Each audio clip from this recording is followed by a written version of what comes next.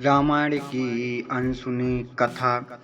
चलो इस सफ़र को शुरू करते हैं। आप लास्ट तक बने रहिए। सुखदेव अपने पिता के बार बार कहने पर भी राजा जनक को गुरु क्यों नहीं धारण करते थे, यह कथा बहुत ही प्रसिद्ध है। इस वीडियो में हम इस कथा का वर्णन करेंगे। चलो कथा को शुरू करते हैं। और कबीर साहिब ने भी अनुराग सागर में इस कथा का वर्णन किया है।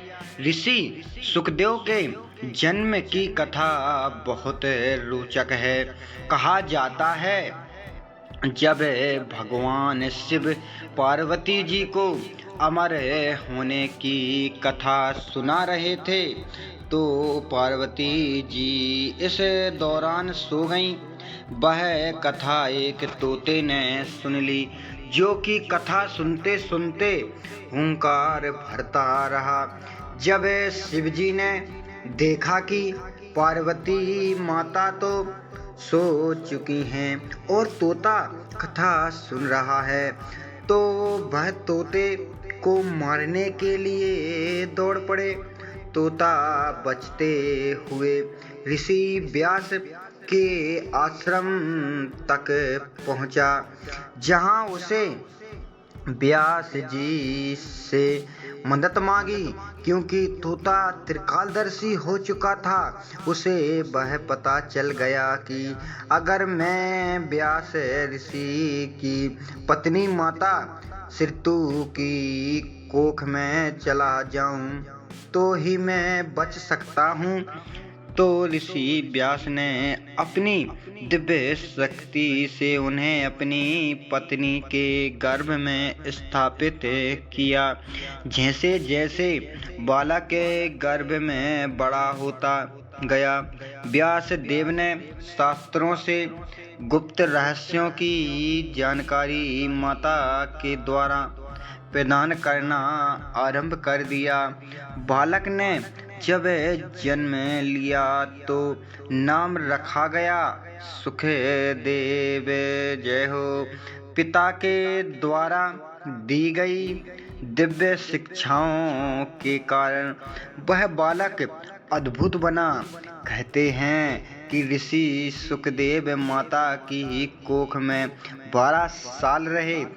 वह इसलिए जन्म नहीं लेते थे ताकि जब वह बाहर आए तो संसार के नियम के अनुसार माया उन्हें सब ज्ञान भुला ना दे।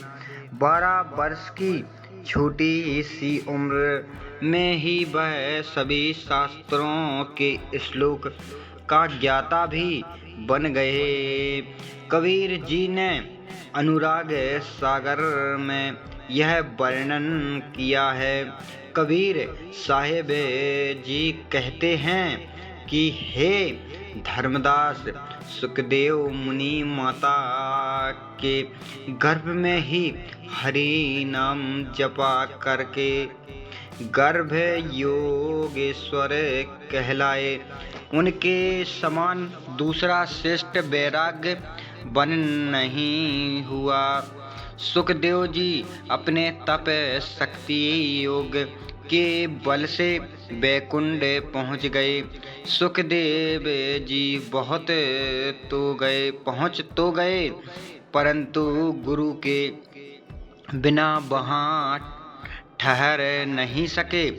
विष्णु जी ने सुखदेव जी से कहा, हे सुखदेव, तुम निगोरे हो, अर्थात यह मेरे लोक में किस लिए आए हो?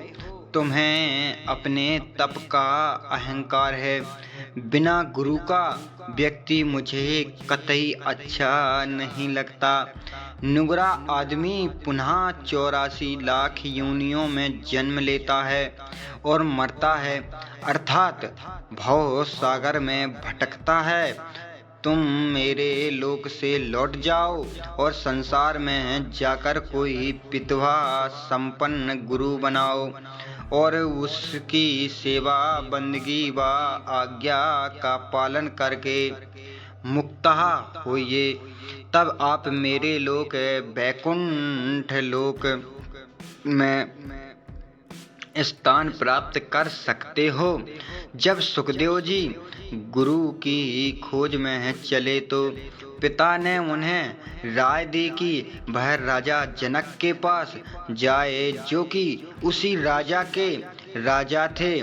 सुखदेव ने जब राजमहल में प्रवेश किया तो देखा कि राजा जनक रत्न जड़ित सोने के सिंहासन पर विराजमान हैं, अपने मंत्रियों और पंखा करने वाली दासियों से घिरे हुए हैं।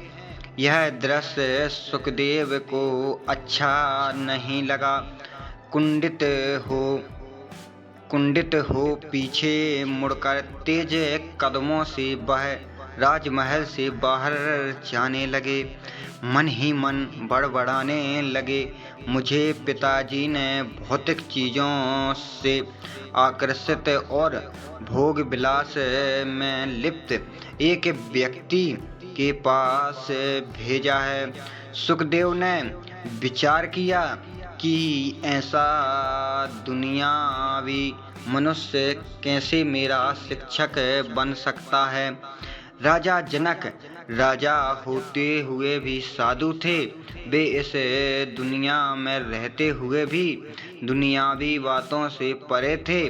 अध्यात्म के उच्चतम शिखर पर होने के कारण राजा जनक सुखदेव के संकल्पों को जान गए और उनके पास यह आज्ञा देकर एक दूत भेजा कि उन्हें सत्कार के साथ वापस ले आओ। और इस तरह शिक्षक और शिष्य का मिलन हुआ। राजा ने अपने सहचरों को आदेश दिया कि वे वहां से चले जाएं। इसके बाद दोनों ईश्वर चर्चा करने लगे तो उसमें ही लीन हो गए। 4 घंटे बीत गए। सुखदेव भूख और प्यास से व्याकुल होने लगे, परंतु राजा परमात्मा की याद में लीन थे। सुखदेव ने बाधा डालना उचित नहीं समझा। कुछ घंटे और व्यतीत हो गए। इतने में 2 दूत भागे भागे आए और कहने लगे, महाराज, पूरे शहर में आग लग गई है और यह आग बेकाबू हो महल की ओर आ रही है। क्या आप देखने नहीं आएंगे और जानना नहीं चाहेंगे कि कैसे आग लगी? राजा ने उत्तर दिया, मैं अभी सुखदेव के संग परमात्मा चिंतन में व्यस्त हूँ। मेरे पास किसी और चीज के लिए समय नहीं है।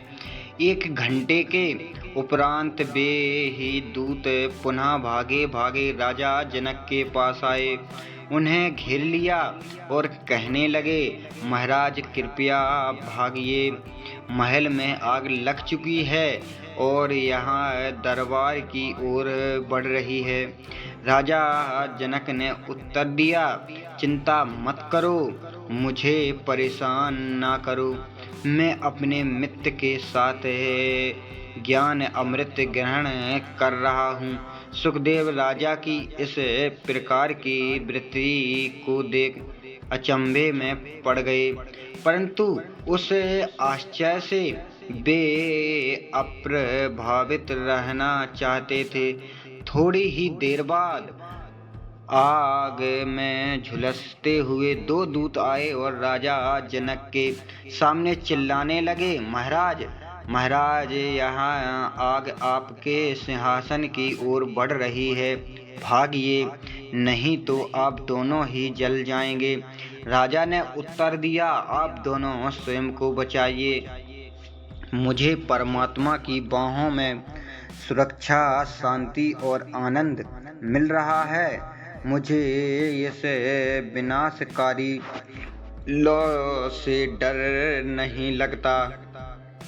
दोनों दूत वहां से भाग गए। वहाँ भाग सुखदेव के शास्त्रों के गठरी तक आग पहुँच गई, परंतु राजा जनक फिर भी अचल अडोल स्थिति में बैठे रहे। सुखदेव अब शास्त्रों को जलता देख चौकन्ने हो गए और खड़े होकर आग बुझाने में लग गए ताकि उनकी अनमोल पुस्तकें बच जाएं। राजा जनक हंसकर हल्का सा हाथ मारा और आग बुझ गई। सुखदेव आश्चर्यवत देखते ही रह गए और बाद में अपने स्थान पर पुनः बैठ गए। तब राजा ने शांत भाव से कहा, हे युवक सुखदेव, तुमने मुझे दुनियावी चीज़ों से मोहित पवित्र राजा समझा, परंतु स्वयं को देखो, तुम सबकी रक्षा करने वाले भगवान की याद को छोड़कर अपनी पुस्तक की रक्षा करने लग पड़े। मैंने राजमहल के जल जाने की ओर भी ध्यान नहीं दिया। भगवान का हर कार्य चमत्कार से भरा हुआ रहता है। मैं आपको यही दिखाना चाहता था। वैसे तुमने घर बार छोड़कर वैराग्य धारण कर लिया, फिर भी तुम परमात्मा से ज़्यादा इन किताबों के संग जुड़े हुए हो। कहानी का आध्यात्मिक सार यही है कि वैराग्य एक मानसिक स्थिति है। एक राजा या गृहस्थी भी वैराग्य हो सकता है और एक साधु वेशधारी पूरी तरह दुनियावी भी हो सकता है। कथा एक और शिक्षा देती है कि आध्यात्मिक में गुरु धारण करना कितना महत्वपूर्ण है। ऋषि सुखदेव को राजा जनक ने बहुत सारी परीक्षाओं और आजमाइशों के बाद दीक्षित किया। जय जय श्री राम। हमारी कहानी पसंद आई हो तो लाइक और सब्सक्राइब करना ना भूलें। जो भी गलतियाँ हुई हों उनको क्षमा करें।